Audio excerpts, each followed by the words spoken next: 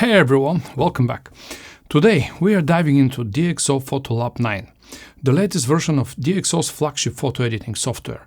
I've been testing it out, comparing it to previous version that I did very negative video about, and also stacking it up against Lightroom, which is probably its biggest competitor. So in the next 10 minutes or so, I will walk you through what I love about it, what frustrates me, and ultimately whether I think it's worth the upgrade. Let's start with the positives. First off, DxO PhotoLab 9 is a lot better than the previous version. You will immediately notice one of the most important quality of life upgrades, the preview refresh rate. When you make the adjustments, the changes pop up much quicker than before. Now, is it as fast as Lightroom? No, Lightroom still feels snappier when you drag sliders around, but DxO has reached the point where the refresh rate is absolutely usable. You're no longer sitting there waiting and second-guessing your edits. Another major pro, the image quality. Pictures edited with DxO look fantastic. The software's strength in optical corrections, noise reduction and color rendering really shines here. Their Deep Prime XD noise reduction engine is still among the best in the business, and PL9 builds on that reputation. Low light shots, high ISO, this thing makes them look clean without feeling overprocessed. Now let's talk about editing experience, because that's where DxO PhotoLab both shines and stumbles. The retouching and editing panels are powerful, but one frustrating limitation is that you can't expand the panel. You are stuck with the layout DxO gives you. Compare that to Lightroom, where you can collapse or expand modules and customize your workspace. DxO feels restrictive.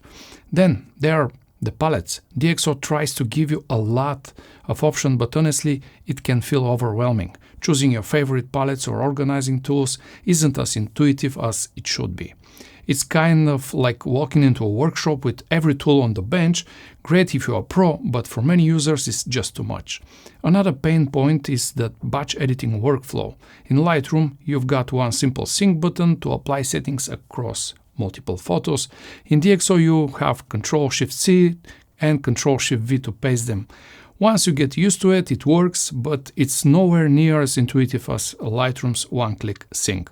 For a program in 2025, I expect better workflow ergonomics, let's say. And that led us to the workflow. Overall, DxO PhotoLab 9 is slower than Lightroom when it comes to managing large batches of photos. It's not unusable by any means, but if you are a wedding photographer or someone who needs to process hundreds of images quickly, Lightroom still wins in speed and efficiency. Where DxO have an edge is in image quality over quantity. If you're someone who really cares about squeezing the most out of each individual shots, DxO rewards you with stunning results. But if speed is your number one concern, Lightroom is still the better tool. Now let's talk about pricing, because here is where DxO shoots itself in the foot again. Honestly, the pricing feels wrong. At this point, software should be $100 or so, but if Pixelmator, which is now an Apple product, costs $50, this should be the DxO correct pricing model, around $100. But DxO charges significantly more, and that makes it harder sell compared to other platforms like Pixelmator that we had mentioned already. Lightroom subscription model is times worse, of course, and again I will remind you that until they stop it, I will never buy any Adobe products. If DxO really wants to compete, they need to rethink their pricing strategy. The value is there in terms of image quality, but the cost feels inflated. Okay, I've been a bit critical, but let's give credit where it's due. Beyond the editing quality, DxO PhotoLab still has some standout features. Optical corrections are great, DxO lens profiles are incredibly precise, and distortion correction is often better than Adobe. The local adjustment tools are excellent, their control points and masks are powerful, even if the interface is slightly dated. The software feels less bloated than Lightroom in some areas. If you hate Adobe's subscription model, DxO still offers a one-time purchase option, and that alone is a huge plus for some users.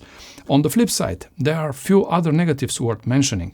The cataloging and photo management system is still behind Lightroom. If you rely heavily on organizing massive libraries, DxO doesn't match Lightroom's speed and flexibility, but if you are like me and prefer more direct from a folder editing approach, PhotoLab is great for that.